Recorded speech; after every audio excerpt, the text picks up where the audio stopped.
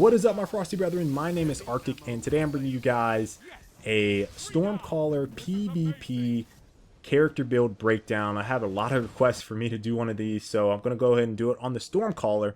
Talk a little bit about my entire kit, basically how I have my Stormcaller set up.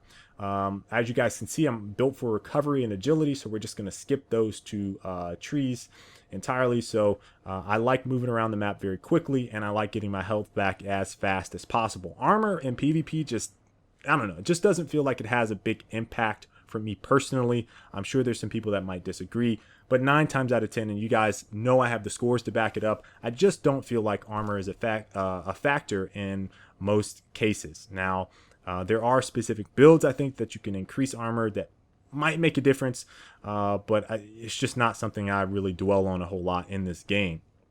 So down my grenade tree, I'm going to talk very briefly about these. Pulse grenade, not very effective for me in PvP. Doesn't have great initial damage. The sustain is okay if you're trying to lock down an area, but you know, I just don't feel like it's very effective for killing people. Maybe zone control, but not killing people. Storm grenade, great upfront damage. Has a very slow activation time, so you really have to catch people off guard in order to get this one. It is best paired with the arc web over here, which we'll get to that, if you want to use this thing to maximize your effectiveness. With arc web, this thing is very deadly. Arc bolt also with arc web can be deadly, but I feel like it's probably best paired with perpetual charge, and we'll get into that a little bit later. So arc bolt and storm grenades are my two go-tos in the grenade tree. Down on my jump, I use focus burst. I don't mess around with either of the other two, and I use focus burst very much so like a strafe jump, so to speak. So I'll double tap the jump button, which I have mapped to bumper jumper for those wondering. I double tap my left bumper, and basically it initiates the burst, cancels it very quickly, and I rinse and repeat. So it's like I'm almost strafe jumping in a sense, where I'm gaining momentum and gaining speed based on my focus burst. This is not as effective as catapult, but this is going to be Stormcaller's and Sunsinger's best option for movement. So if you don't have that tactic down, it's something that you very much so need to be practicing. And if you are hearing this for the first time, I apologize. Maybe it's something I should have covered in the past, but that is how you move around the fastest as a Stormcaller or a Sunsinger. Down the super chain, we have Storm Trance. That's the Sith Lord, basically. Landfall is the one where you activate it, pound on someone that's beneath you or in your general area, and can get an insta-kill. Superconductor is the one that I typically use, or Ionic Blink. I like Superconductor because if someone is right in your face, the chaining with this thing is just so ridiculous. You can get triple kills, double kills, everything just very easy if people are stacked up together. It's an excellent pairing with the Stormcaller. Now, Ionic Blink, again, I love it, but it just drains so much of your super energy. You really have to be in a mood to use it and want to zip around the map. Can be good at faking out opponents, but again, it's going to drain that super energy. So if you're in that last little bit and you want to blink towards someone, you're probably going to run out by the time you get to them. For the Thunderstrike melee, I like Chain Lightning and I like Rising Storm, which is going to increase your super energy and melee energy on hits. But what I don't like is that neither of these two are as effective as Amplitude. Just flat out, Amplitude's range is just insane. You can get some really far melee kills with this thing. It's just like throwing a lightning ball at them, essentially, and it can get some serious kills, especially if you initiate damage. You're going to do 122 points of damage with this. It's very, very effective.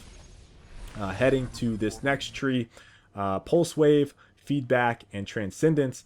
Now, Transcendence really only effective if you like to sit back and basically snipe and scout. If you are using your full kit, using your grenades, using your melee, you're just not going to have this at the time that you pop your basically Storm Trance. So I don't really find it that effective. I try using it, try to be disciplined about it, and it's just not happening for me personally. Feedback is something that I tried for a little bit. Maybe it's It's good for those of you guys that like playing Rumble, like getting in people's faces and, you know, using that shotgun. But otherwise, I don't find it effective for my style of play. I actually feel like Pulse Wave is the go-to de facto ability here, or perk here, for players that like using strafe, like using a pulse rifle or scout rifle. Just explaining a little bit about it, once you hit just no shields, you can have maximum health but no shields.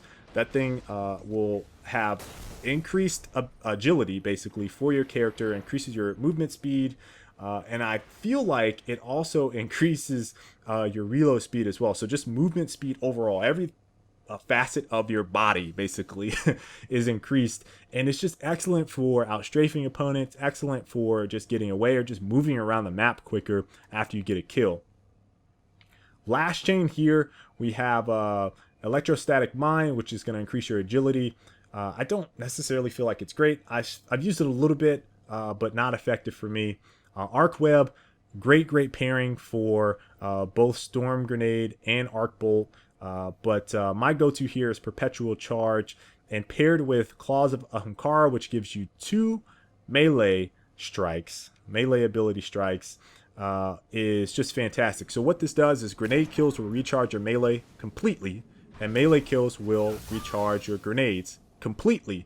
So by having 2 thunder strikes, it means that I can actually not stack my Stormcaller on discipline and stack them on strength and intellect, and basically use my melees to recharge my grenades. It is fantastic, and if you want to be the most effective, then you're probably going to want to run Arc Bolt in PvP, because it's just a little bit easier. It's much more difficult to get away, and if you have someone that you know is going to die, you can just throw that down and it's going to recharge your melee. Or you can run in for a melee on them once they have no shields. You can melee them and then get your grenade energy back. You know, it's just perpetual. It's great. So that is my current build in terms of what I have all laid out. My actual, you know, armor set here is basically relying on Claws of Ahamkara. I've also used the Impossible Machines, which will grant landfall. But the go-to here, again, Claws of Ahamkara. I use it on my Sunsinger. I'm using it now. Just feel like it is great for the Warlock. So hope you guys enjoyed this video. If you did, please make sure to leave a like, subscribe if you've not already, guys. And until the next time, I will catch you all later. Stay frosty. Imminent. The ammo inbound. You can fight by my side any. If you like this video, you should probably click on the one down below. That'll take you to another video. You may like it. A little bit about me. I'm a former pro player. I play PC and console, mostly shooters. I also have a gaming podcast. I do tips and tactics, live gameplays. Check out my Twitch. Also, I work in the industry. Why are you not subscribed?